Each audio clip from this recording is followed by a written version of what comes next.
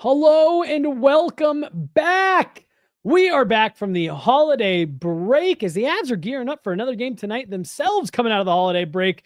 But this is Guerilla Sports Off Ice. We got a great show for you guys today. And this show is brought to you guys by Trusted American Mortgage. Go to trustedamerican.com right now. Their salary-based mortgage consultants want to help you get into a lower interest rate and lower your monthly payment. Again, that's trustedamerican.com and see how much money they can save you today. Hello and welcome in. Please do not leave your luggage unattended on the station.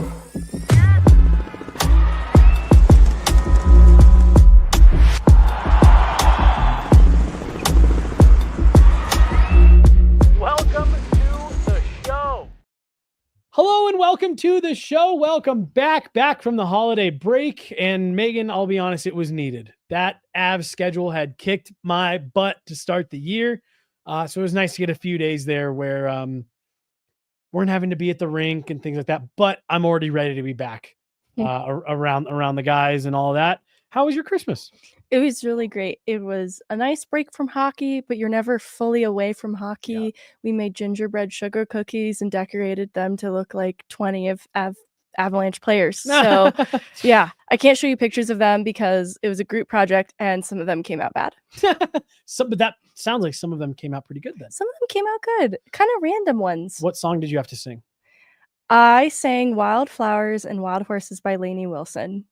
Never even heard of that. I hadn't heard of it either, so I had to learn it. Okay, so I'm not weird for having not heard of it. But it was a great pick. It was from my brother, and it was perfect. So the gift exchange went great. Great. Well, happy to hear that.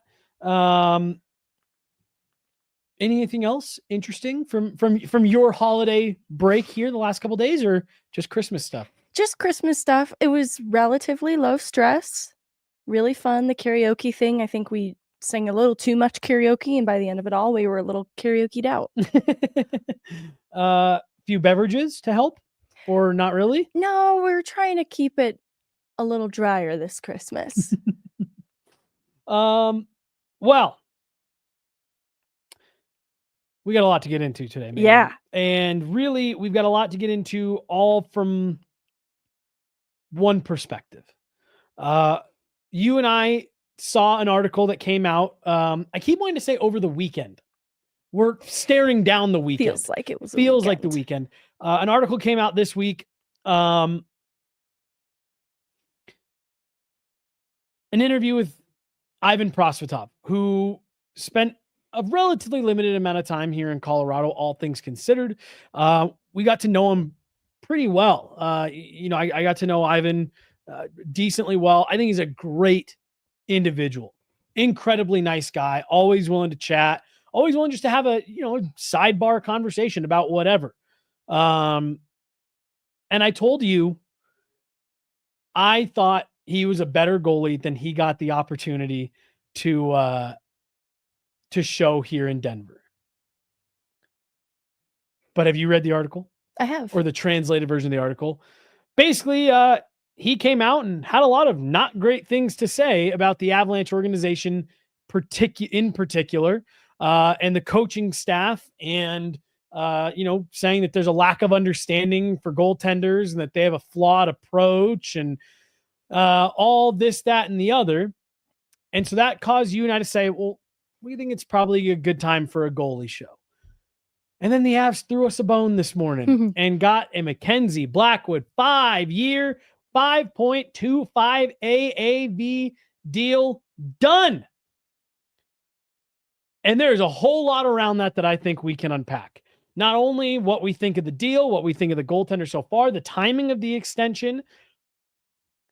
Megan, you can make the argument that this morning the Avs decided we need to change our approach and our philosophy to how we handle the starting goaltender in Colorado. And what does that mean after the organization just went out and spent a lot of draft picks on goaltenders, including one that is very highly touted right now, is being looked at as maybe the next best Russian prospect after Igor Shesterkin, with a quote from someone coming out this morning saying they think he's better than Igor Shesterkin. How does this affect all of it? What does it mean?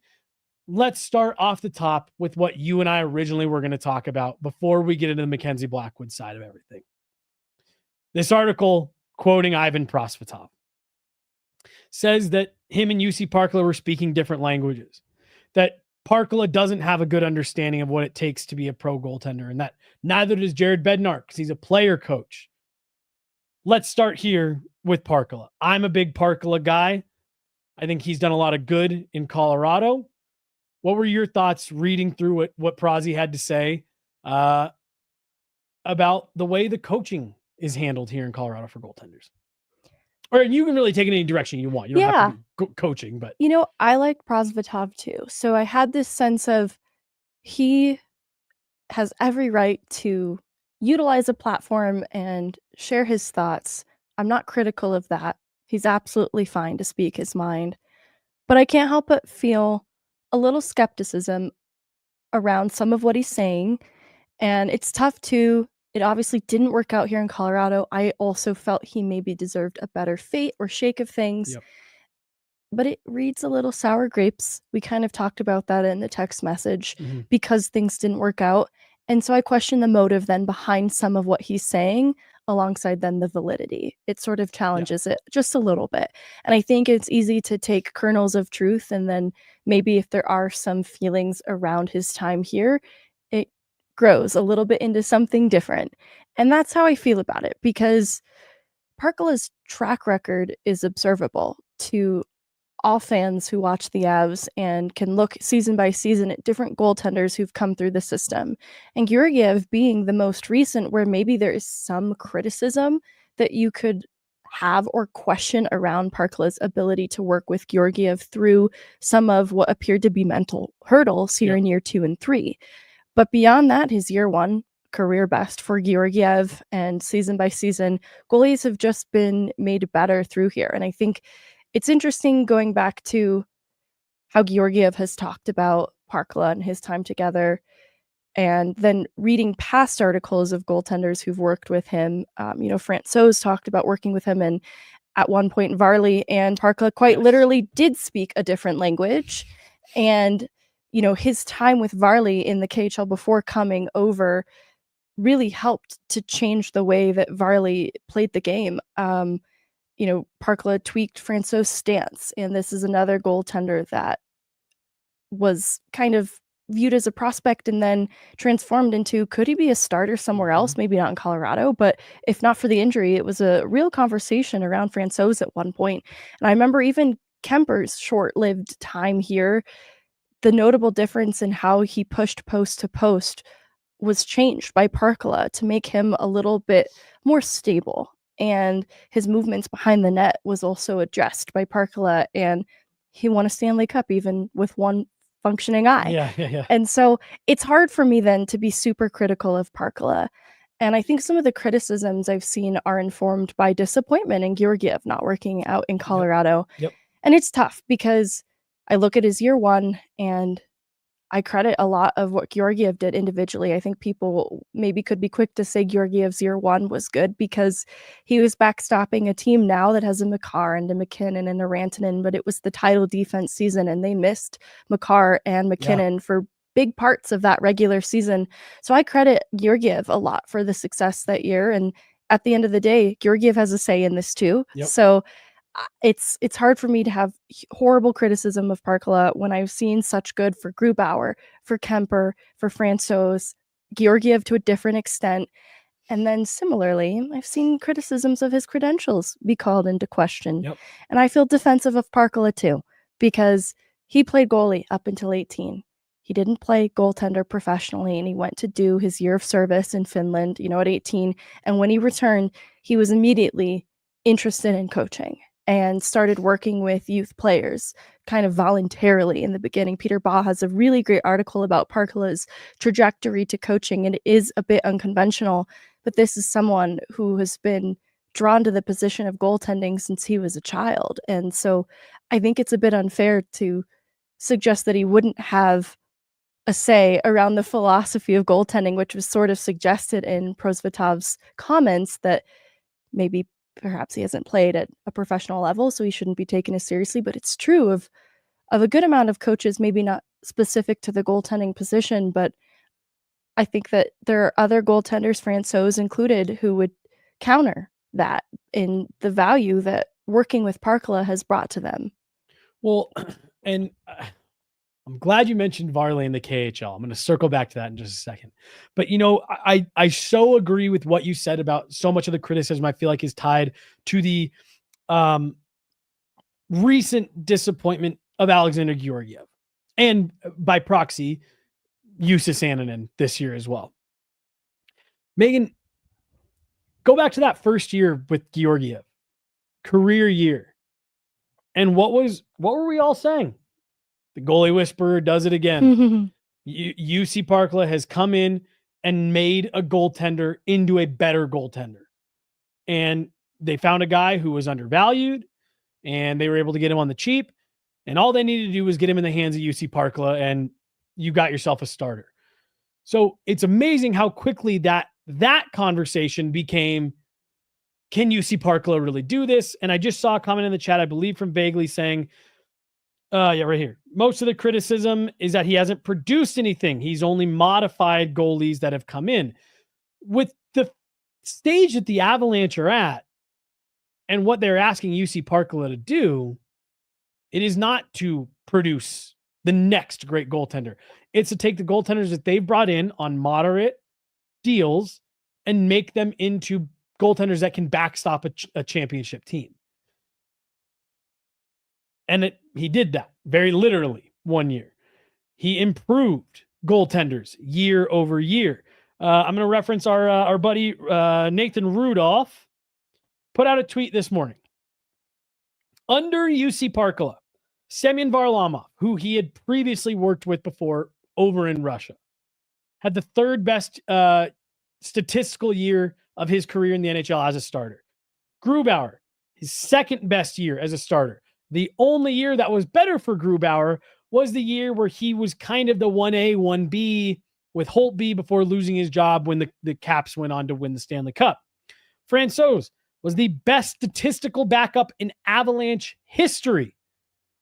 Darcy Kemper had the second best year of his career as a starter, leading to a Stanley Cup championship. Alexander Georgiev, to your point, Megan, had a career year in Colorado, his first year arriving. You just are not going to convince me that the goaltending coach that has overseen all of that is the problem. And I just think we need to tamper our expectation around what an NHL goaltender coach does, because Correct. Jussi Saarinen was the closest to being homegrown developed, but there are realities about who works most closely with Jussi Saarinen.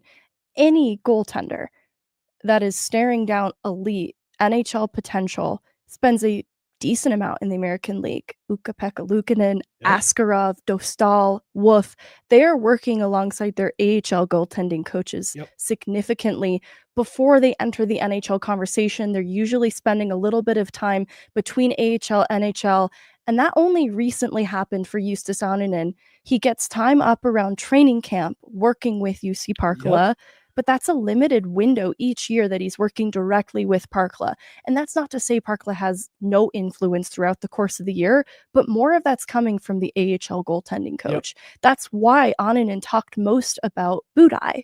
It was who he worked with the most and who he benefited the most from. Totally. And so I think it's a little bit unfair to hang that on Parkkila, who has not had Annunen in his development for as long as another goaltending coach. You know, the reality is about when a goaltender, a young one, enters that NHL conversation and starts working directly under the NHL goaltending coach, he's not that young at that point. He's going to be in his early to mid 20s, and he's going to have experienced then a lot of development before that. Your timeline for evaluating a goaltender and their development under the NHL goaltending coach kind of starts a little bit later. And I think it's unfair then to hang that on Parkkila. And I also think Annunen's timeline was rushed 1 year too soon. Yeah, which you've said multiple times. And I think the organization had no choice. But again, that's where I'm granting then Parkkila a couple more allowances in that instance. And they're just not in a position to, like, from birth, Yeah. not yeah. literally, No, but, no, you know, no, the yeah. birth of a young goaltender develop in that way. And I think that's going to be the interesting thing about Nabokov is in talking about Dostal, Askarov, Wolf, all of those players spent a decent amount in the American League, at least splitting time for around 2 to 3 seasons.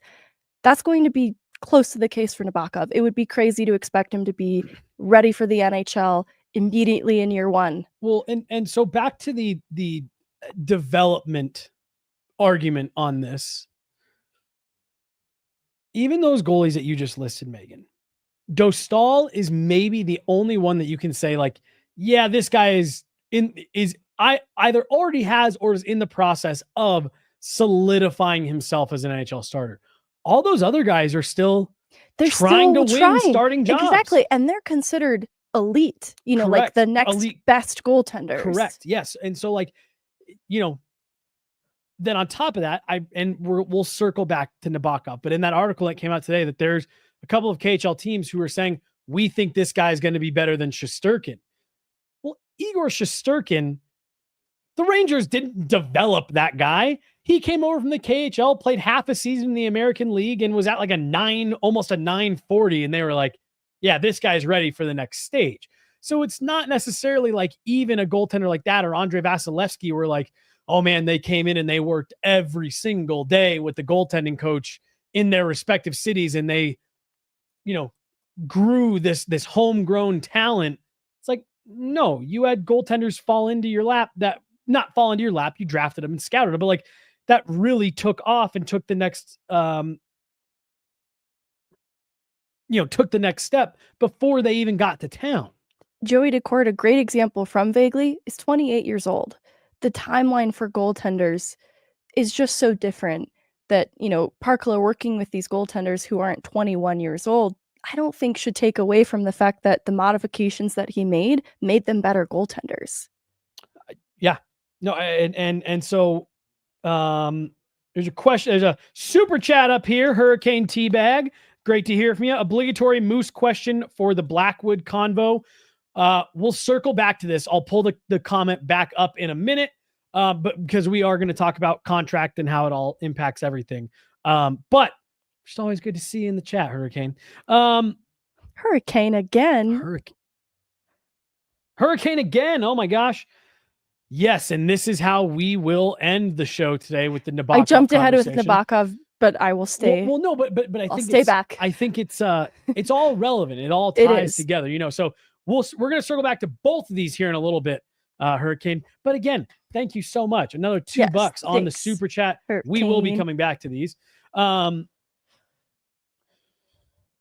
So, you know, again, just the argument of like, well, they're not developing stuff. I also want to talk about Jared Bednar quickly, and then we can start transitioning towards the Blackwood conversation. You know, Prosvetov also calls out Jared Bednar didn't know how to handle the goalies. He's not a goalie.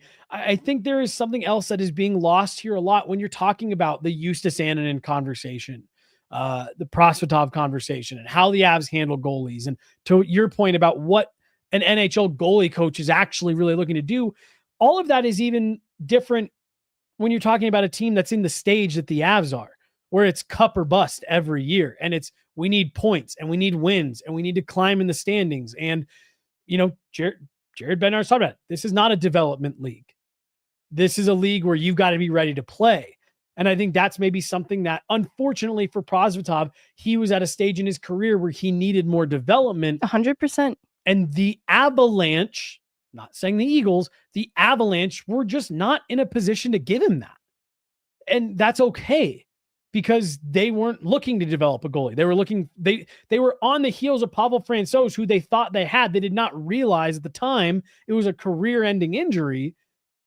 That was the level of backup goaltender that they needed, was someone who is a borderline starter.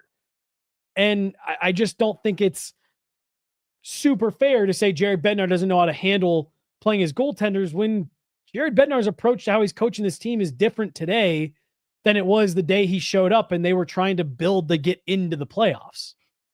And I think it's kind of scapegoating Bednar. And I don't want to suggest that Prosvetov doesn't have a better view of how the team works than someone like me, but It's clear to me how much Jared Bednar leans on people like Parkkila to make decisions around goaltending. And I feel like the extent of the decisions he's making is sort of who's starting on a given night based upon who gives them the best chance to win. But in terms of who's being brought into the mix for goaltending options, I think he just wants somebody that he sees his team has confidence in. Yep. And that feels like the extent of his input there. Yep. And so I don't think he meddles too much in the goaltending decisions. I don't either. And things like Prosvetov were a little puzzling at the time because it was clearly a goaltender that was on the brink of like being a prospect versus just needing to solidify what he is at the NHL level. Like the Arizona organization at the time wasn't really sure what to do with him either. And so I always felt a little bad that he's going to an organization where the path to the NHL is only made more challenging because it was clear Georgiev was the starter at the time, and they just lacked a little bit of confidence in Onunen, which stunk because they tried to give Onunen that opportunity the next year, but it was a little bit forced, and it just wasn't the best case scenario for a Prosvetov or an Onunen. Both just ended up on the short end of that stick. Before we move on and talk about the front office and the way that they've approached all of it, because that's another thing that I think I texted you this morning. I think people are blurring the lines on goaltending, coaching decisions is why the Avs can't keep goalies. And I think that's being blurred with a front office approach that has a lot of influence on this. Before we transition to that, very interesting interview on the Spittin' Chicklets podcast. Paul Bissonnette, Ryan Whitney, maybe the most popular hockey podcast that's out there. They had Tuukka Rask on last week. And that's all the context I'm going to give, but I'm going to play it because golly jeepers, gee whiz, I feel like this is just interesting time. Goalie coach that has developed a lot of the goalies over there and helped like make them into star NHL players. Yeah, there have been. I think I want to say the most famous one probably is Jussi Parkkila, who's in Colorado now. He's been there maybe 6-7 years. He was my goalie coach in juniors. Then he went to Russia. A bunch of the Finnish goalie coach actually went to Russia. I would say 3 or 4 guys 15 years ago. And they, now you see Vasilevsky, Varlamov, Sorokin, all these guys. No shit. If not all of them, at least a good bunch of them have been coached by a Finnish goalie coach in Russia. And that kind of shows you that where the Finnish goaltending coaching, is and has. So there you go. Unprompted. A month ago. Brings up Jussi Parkkila saying he's the most famous Finnish goalie coach that's now continuing to work his magic over in the NHL. And the part that I just found most interesting was Ivan Prosvetov saying in the US, there's a lot of goalie coaches who have never played and who don't really understand. That's not the case here in Russia. We've got the good goalie coaches in Russia. And Tuukka Rask draws attention to the fact that, yeah, that's exactly where Jussi Parkkila got his start as a pro goalie coach. And that's where a lot of Finnish goalie coaches go. And geez, when you look around now, there's a lot of products of these Finnish goalie coaches dominating the NHL. So again, I don't want to, call out Ivan Prosvetov too much here. I think he's a good dude. I think he's a good goaltender who I do believe will at least get another opportunity in the NHL. Whether he takes that opportunity or not is up to him. But I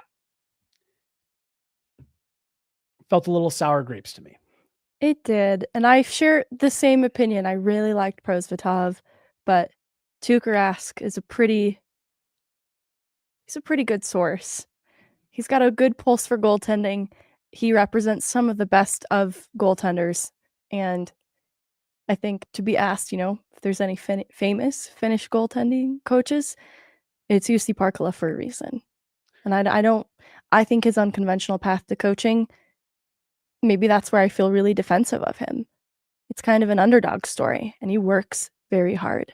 I don't get to see every minute that Parkkila puts into his job, but I see a lot of the time that he puts into it, just in watching every opposing morning skate.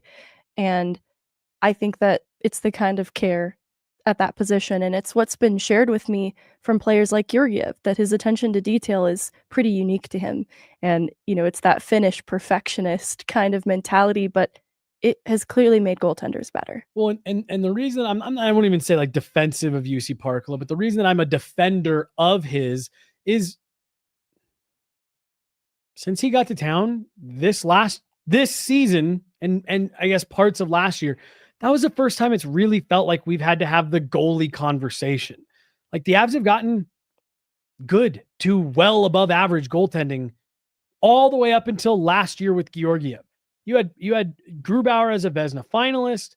You had Darcy Kemper, who, if you go look at his numbers, and even you and I have said on podcasts together for years that Darcy Kemper's 1 year in Colorado was so massively underrated for how well he actually played.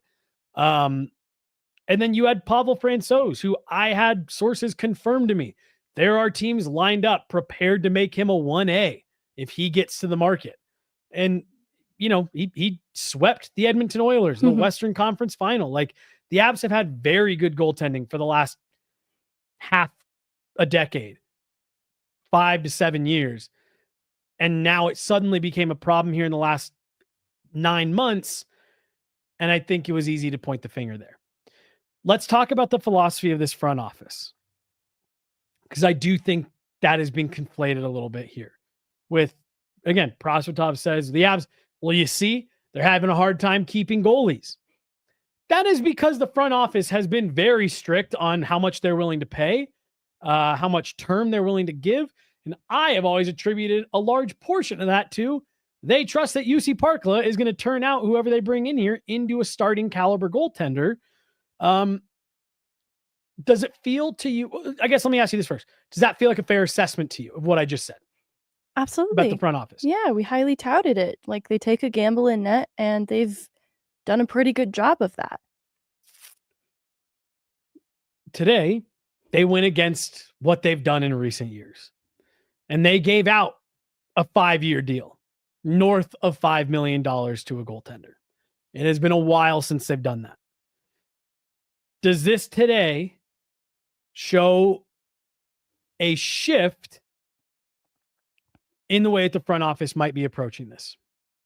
100%. And the writing... Ooh, that was a more confident answer than I was expecting. The writing was on the wall. Like, I go back to what we were talking about in the mailbag show when we were projecting what a Blackwood extension might look like. And I think that the goaltender market has dictated this in large part in seeing Shesterkin, Swayman, and those are obviously high-level elite goaltenders. Correct. So the type of contract that they can command is going to be very different from anything the Avs could possibly be looking at. But when you see then with the cap projected to potentially go up as high as 97 mil and the goaltenders commanding more at the position than we've ever seen before, and then when you look at where contracts are at, it was going to be hard for Mackenzie Blackwood to come in at a number anything less than a 5. Yep. That was pretty easy to guess, just looking at the trends with the goaltenders who are sitting around the 6 mil mark. Mackenzie Blackwood potentially has higher upside, but is still a bit unproven. And so that was sort of where that was based around. And so in knowing that and knowing Chris McFarland has already said prior to today that they have every intention of extending Mackenzie Blackwood, that they didn't just bring in a goaltender for 4 months. Yep. It's like, okay, so there's intention to keep him past this year. This is what I'm seeing trending in the goaltender market. And when you look at what is left ahead at free agency coming into the summer, it's looking a little bit grim. And then there's the Georgiev of it all. I think this was a cautionary tale for what happens when the gamble in goaltending doesn't go to plan. So I'm going to ask a question. You're making so many good points, but I'm going to ask a question from my rundown that I think supports exactly what you're just saying. So not only is a question, did the contract move today change the philosophy on it? But if the answer is yes, how much did this season, and more specifically, the previous tandem, affect that? It's a great question because the Avs previously kind of bucked trends when it came to what they did with goaltending. So I want to give some credit when I'm talking about what I saw trending, that the Avs have deviated from that in what they've done to create their goaltending tandem year by year. But I think it's the Georgiev component that made me consider it might be time for them to consider what's going on with goaltending, Yep. what's the market like and what's trending. They might be forced to approach this position a little bit differently. And Georgiev experiencing the struggles that he did forced them to require something that could instill a little more confidence in them. And it sounds strange because Georgiev coming to Colorado was a backup behind a Shesterkin who was trying to prove that he could be a starter. Mackenzie Blackwood coming to Colorado has at least, this season with the Sharks prior to this one as a bona fide starter and started this year as a bona fide starter. And his troubles in New Jersey could pretty easily be chalked up to injury. So it actually feels to me like Blackwood in this current state is less of a gamble than Georgiev was coming into Colorado. And so I think that's what I mean when I say there's a little less risk. There's always risk. It's goaltending. Totally. But that's another part of the trend is obviously teams invest in having a player like Shesterkin or Vasilevsky or Hellebuck. But even Hellebucks are fallible. However, the affordable route with constructing your goaltender tandem also posed a risk. So I think they needed to find kind of a happy medium in between. Like, we can't invest Shesterkin money into our goaltending position. It's just not how we're constructed. Mhm. But we need to invest more than Georgiev money. And we need something that feels a little more short than a Georgiev. It was a point that you actually made a couple of weeks ago where, you commented on like, look, guys, look at what they're paying. We can't be we can't all act shocked when that's the results that they're getting. Look what they're paying. And, I think that's a fair argument. And, you give them a lot of credit because since 2018, 2017, they've gotten away with this and it's worked. Yeah. And you've been able to, there was a great comment that came through here a second ago that said, Parkkila elevates meh goalies into good goalies and good goalies to great. And I think that's just kind of what they were saying was, how many meh and good goalies can we get in here that he can do something with? And again, it's hard to argue with the philosophy when you look at the results that they got from, and I'll even count last year. Yes, it was a fan vote, but Alexander Georgiev was at the All-Star game. He led the league in wins. So we'll even give him partial credit for last year. They were able to successfully do that for almost a decade. But I do think that you hit a point this season where you said, not you, them, the proverbial you, you're saying like, okay, we got a cup, which is great. So that means this core is already a success.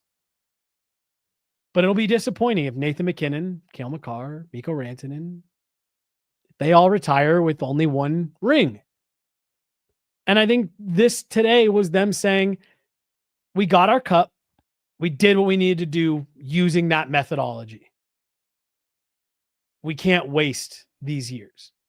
And simply rolling the dice every year in net. Yes, we've come up doubles several times. We even got Yahtzee one of the times. We just can't do that every year. You risk wasting entire seasons. I mean, before the goaltending came in and the new goaltending came in and stabilized, Megan, I had a conversation with a buddy this morning, Zach, of like, for the first time, I was sitting there going, oh shit. That Buffalo game where Scott Wedgwood came in and in that instance, had kind of changed the tide for things. I was looking at it and I said, they're going to fall several points out of the playoffs with this loss when it was 4-0. Right. And I was like, it's not early anymore. And suddenly you are, I think you would have been 5 points back of the playoffs that night had they lost. And it's like, oh boy. Now you've got an uphill climb and no confidence in your goaltenders. I seriously, for the first time that night when it was 4-0 before the miraculous comeback, I was sitting there and I was like, we might not just be staring down a wasted year of no cup. we might be talking this team could miss the playoffs. And I just think that was a moment where the front office was like, not only are we not doing that this year, we're just not doing that anymore. Point blank.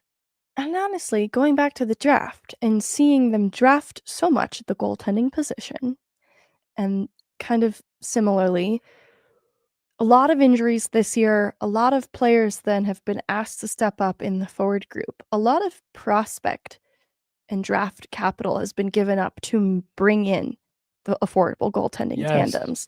You lose a Nikolai Kovalenko to fix this problem. A Nikolai Kovalenko would have been a great, cheaper replacement for a player like Miles Wood, who we're projecting is returning to be more of a fourth-line player. And that 6 by 2.5, 5 by 2.5, 6 For Miles Blackwood? Wood, his I'm contract. sorry. 6 years by 2.5. Doesn't really make sense on a fourth line, no matter what your goaltending situation is, but especially now.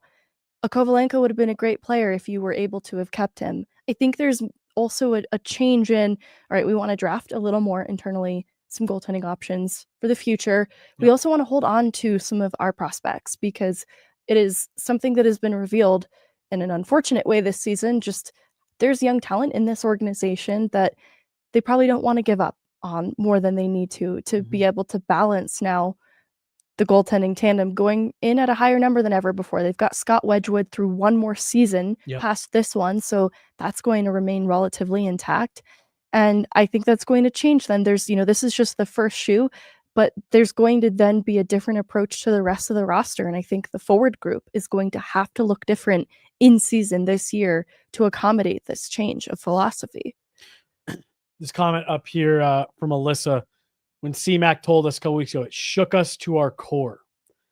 That is something that you say before you make organizational changes and philosophy type changes of we've got to change what we're doing stuff. I'm glad you brought up the capital that they were giving up to go out and get goaltenders and stuff.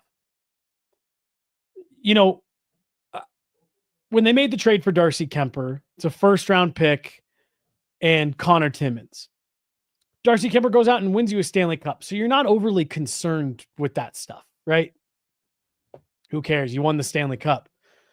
But to your point, you get a couple of years removed from that and you look at the construction of the roster and you look at things you've had to move on from and you look at maybe say that bottom pairing right now. And, Josh Manson being out and all that type of stuff, you start to see maybe they could have benefited from having that kid stick around. Maybe they could have been. Now, where you give Chris McFarland credit is like Connor Timmins has turned into a fine third pairing guy for Toronto. The picks that you gave up however many years ago for Varlamov, one of them turned into Philip Forsberg, but that's a whole different crazy what if scenario. Philip Grubauer, you let walk and he signs with Seattle and he kind of turns into a pumpkin.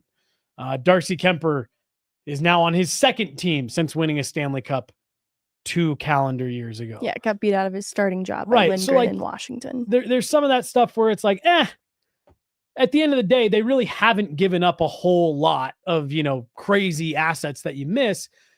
But for a team that is already relatively tight on the assets they have, still wanting to improve their team, to your point, now saying, well, maybe we do want to address a little bit more into drafting and developing our own players, cheaper options. Yeah, I just think that this was something where you took a step back and said, we're at the point where we need to make a change and we need to change the way we're approaching this. And we need to put the goaltending conversation to bed for a couple of years. And to give CMAC more credit, you lose out on some players like a Timmins, but you get an Ivan and you get a Malinsky, and you don't have to draft these players, and they end up fitting into the NHL pretty well. Now, I don't know what the future holds for Ivan sticking in an NHL lineup as health returns to this team, but I think he has a future role on an Avs roster for sure past this season. I completely agree with you. Let's talk about Mackenzie Blackwood. $5.25 a year for the next 5 years. What's your thoughts on the deal with what we've seen from Blackwood so far? I like it. I've seen mixed feelings. I've seen some people worry it comes in a little bit rich, but I think that is operating off of an old standard around how the Avs have approached this position.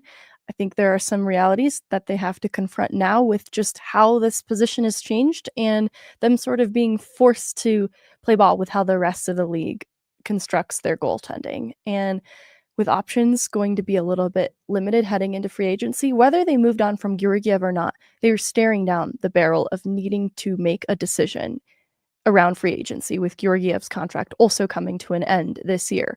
So I think they have probably been keeping an eye on what UFA market looked like going into this year for a little bit of time. Mackenzie Blackwood's time. It's not a goaltender that they've just discovered. I believe he's been on their radar now for some time, has played good games against the Avs. And so I don't think it's just because he's gotten in a few games with the Avs and has played very well. I think with McFarland out the gate talking about this extension, there's a lot of confidence behind Mackenzie Blackwood. And I feel that confidence in him too. His ceiling feels higher than what other goaltenders have brought before, which is why I think it feels different from the other contracts offered to goaltenders before. Darcy Kemper being a great example, having an identical contract. Avs didn't view him as worth that money. I think there is more upside. I view Mackenzie Blackwood, who has just turned 28, as a goaltending prospect in a lot of ways, but with a little more starter experience under his belt, to not view it as a huge risk either, that I'm excited by it. I think 5 years gives you a little bit of insurance if this does work out really well and the goaltending market trends the way it seems to, then you've got actually a pretty affordable goaltending option at the end of this. But it's not so crazy that if you needed to move on from this in a couple years, if Nabokov is everything and more, he is the next Shesterkin, I think this is a contract that other teams would be interested in and would take on too if needed down the line, because it's just so middle of the ground for an unproven goaltender that I believe has a lot of upside. So you made reference to that this is that people feel like it's maybe a little bit too high, but that's based on the standard that the Avs have paid. So, and I had to just do some kind of quick math. There's 2 goaltenders right now that currently make less than 5.25 that will make more than 5.25 next year. Mackenzie Blackwood will be the 17th highest paid starter in the NHL next year. It's really middle of the pack. And technically, bottom half by 1. But to your point, the Avs are paying league average money for their starting goaltender. So it's not like they reached immediately to the highest shelf and said, we got to solve this problem, give him $8.5 million and put him into that top, 5 number in the league. No, it's a reasonable number. It's going to put him right in the middle of the league, and is a number that, especially if the salary cap is going to go up in the way that is being reported right now, by year 2 or 3 of that thing, you're not even going to notice it. It's going to be back to being a value deal. I'm with you on the assessment of his time here so far, though, and I think with what you gave up for him, being Kovalenko and things like that, it's good that it's not a guy that they just have here for 4 months. And I want to shout out the character aspect, because I think investing in a player like that with a little more term than we've seen other goaltenders get, knowing his reputation is so good that the San Jose Sharks were in mourning when he left, because he's just such a great teammate, also feels really good that this is less of a gamble, that he's going to be a great character fit in the room over the span of this contract. I wasn't going to go this direction, but this is something interesting. You do wonder how much this as well is like, hey, Mikko, we just solidified the goaltending, get that deal done to stay here. Then there was another one that came in here. Oh yeah, right here. This is the other thing that I do think is true. If you like what you've seen from Blackwood and you think that he's got the ability to take this team on a run, whether you win the cup or not, that number is going to be a whole lot higher than 5.25. There's enough season left here, Megan. Yes. He could get into the Vezina conversation. Again, this is all assuming that he plays to this level. He could get into the Vezina conversation. He could take you 2, 3, 4 rounds deep. He could win you a Stanley. Like, if any of that stuff happens, then you can't keep him. No, he would have priced himself out in the remaining months of this season. And I know that's a huge what if, but it is one what if to consider for the Avs front office. Correct. And there's even, like, he doesn't even have to be a Vezina finalist. If he plays well enough here in the back half of the year that he gets himself into that conversation, that price goes up. He doesn't have to win you a Stanley Cup. If he gets you to the second, third round, that price goes up. Like, it doesn't even, because you're right. Like, we're kind of throwing some crazy hypotheticals. Oh, Vezina, Stanley Cup championship. I'm not saying all of those things are going to happen. I'm not saying any of those things are going to happen. But with every passing day, if you like what you've seen, with every passing day, the odds of that happening goes up and goes up and goes up and goes up. Alexander Georgiev led the league in wins behind this team. Darcy Kemper won a Stanley Cup with one eye behind this team. Philip Grubauer was a Vezina finalist behind this team.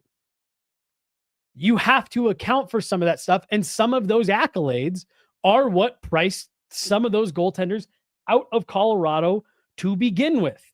I believe there was another one here talking about how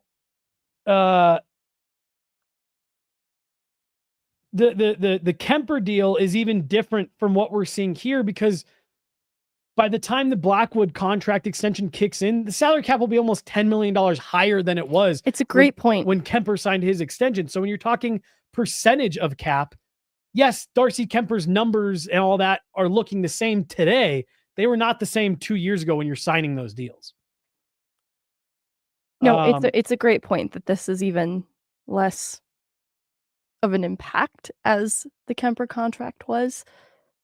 And I think it makes sense, though. You know, Kemper had just won a cup, so I think that did command a little bit more. But Mackenzie Blackwood is still a bit unproven in that sense. Yep. I think, though, this is to the Avs' advantage completely.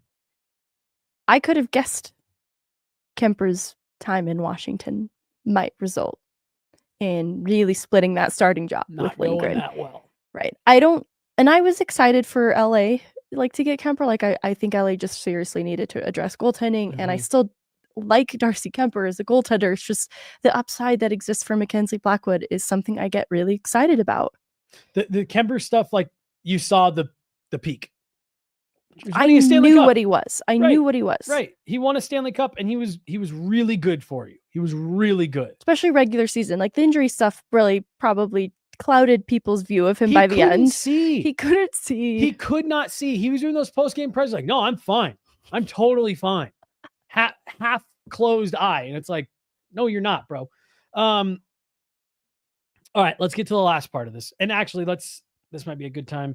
So on the Blackwood conversation, going back to Hurricane, I don't think that this changes what they are able to offer Rantanen really at all. My guess is Chris McFarland has more insight on what the salary cap will be next year than we do. And barring another pandemic, they're probably banking on that.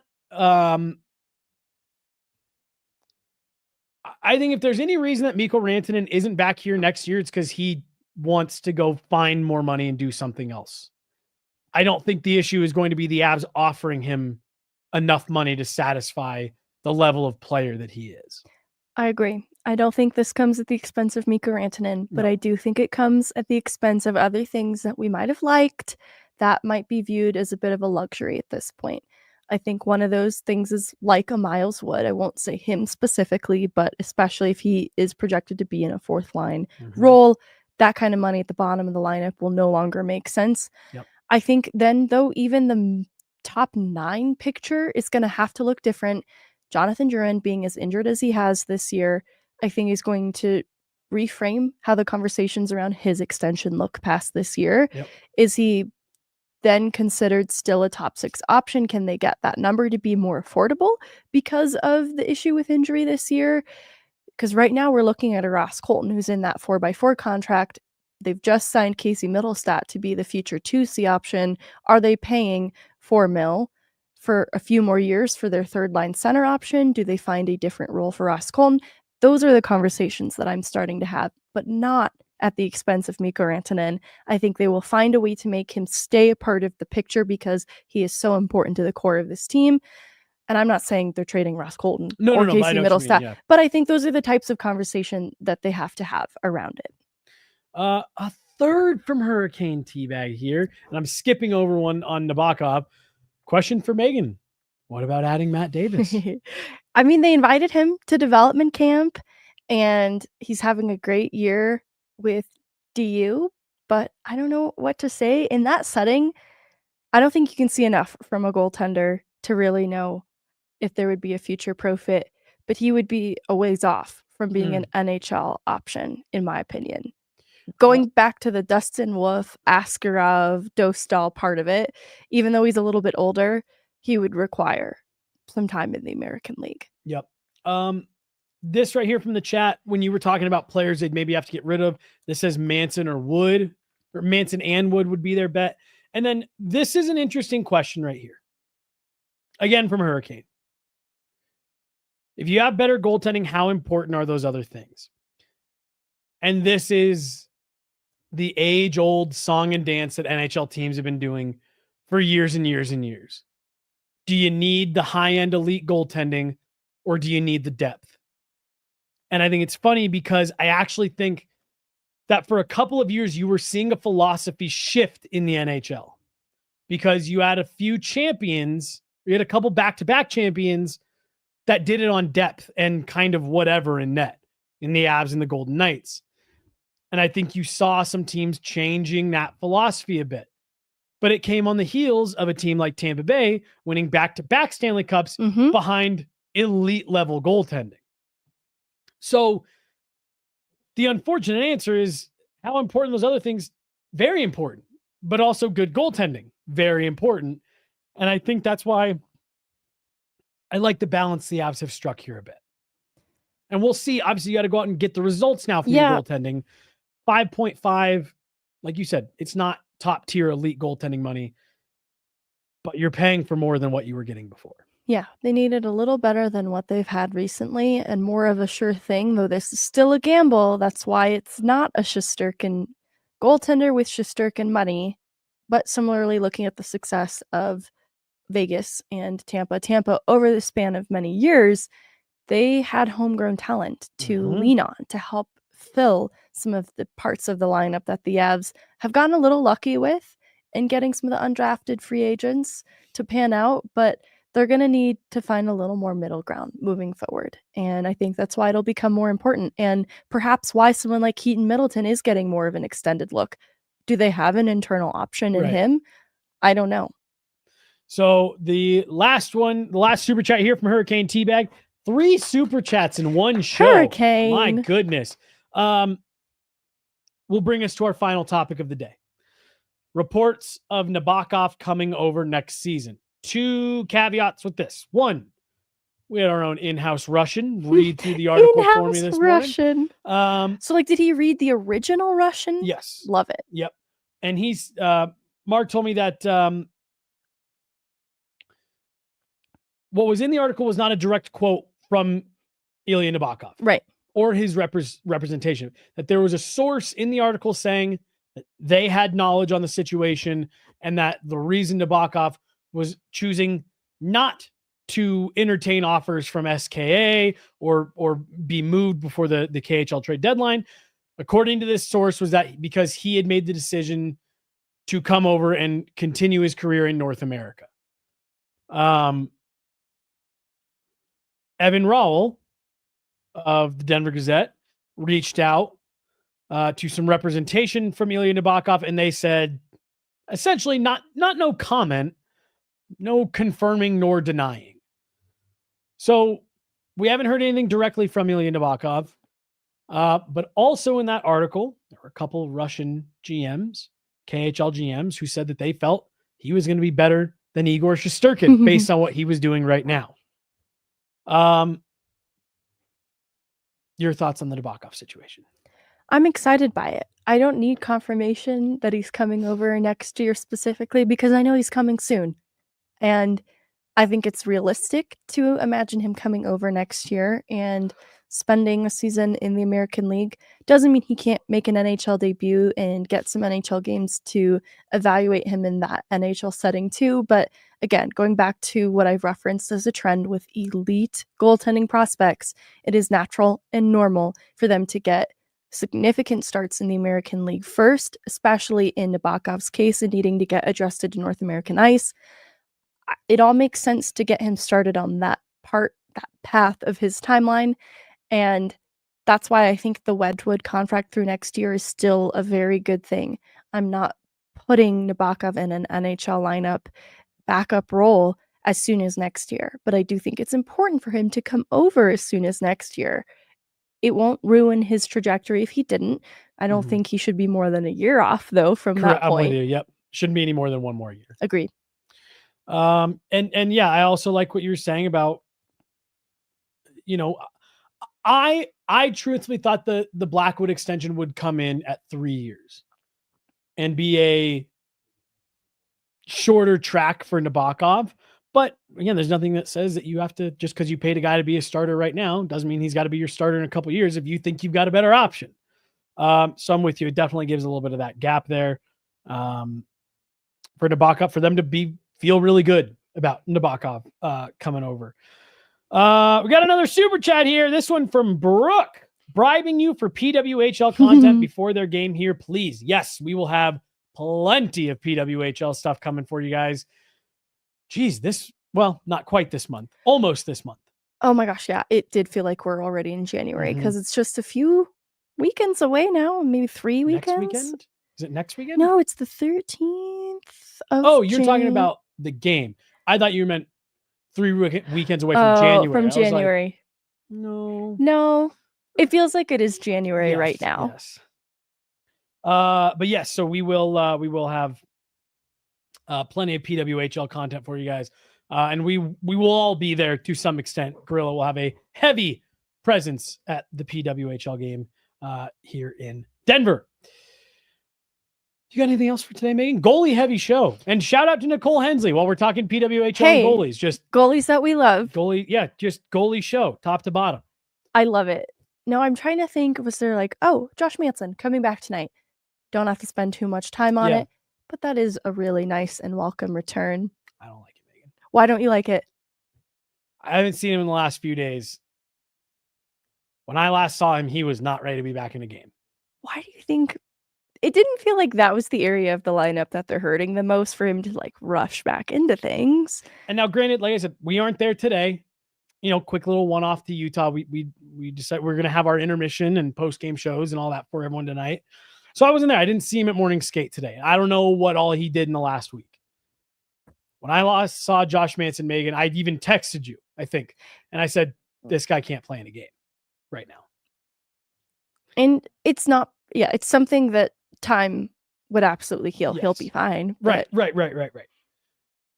And so I'm going to be really curious to see what he does tonight. I would not be surprised to see very limited minutes.